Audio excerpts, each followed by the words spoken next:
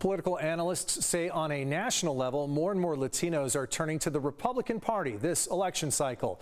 But as our political reporter Morgan Reiner tells us, experts disagree on whether we're seeing that trend here in California. In order to understand the present, it's important to understand the past. How did the Latino voting bloc in California become so blue?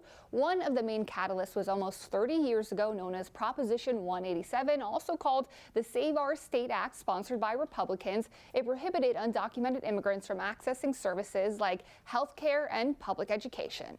Republican strategist Mike Madrid said California does not fit in with the national trend of Latino voters shifting Republican. The way I look at it as somebody who's been studying this for decades now is there's this slow, gradual movement of Latino voters, of Hispanic voters, starting to reflect the overall electorate. A lot of this is causing a lot of deep consternation for Democrats who are concerned about slipping amongst their base, and a lot of opportunity for Republicans who feel that they can pick up this fastest growing segment of the electorate. Now, it's not happening in California, and it hasn't really happened in California in the past 25 or 30 years. Why? First, he said Prop 187. Second, economics. In California, again, there's a correlation between race and ethnicity and poverty and the lack of economic mobility.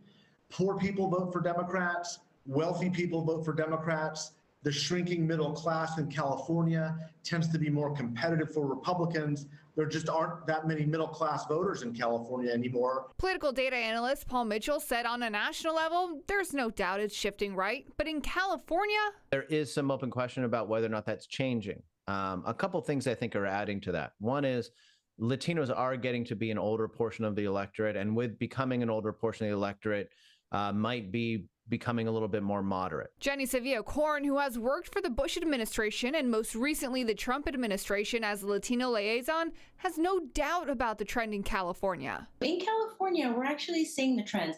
Don't be fooled by Democrats who say, oh, well, Democrats still have a majority of the Hispanic vote. That's true.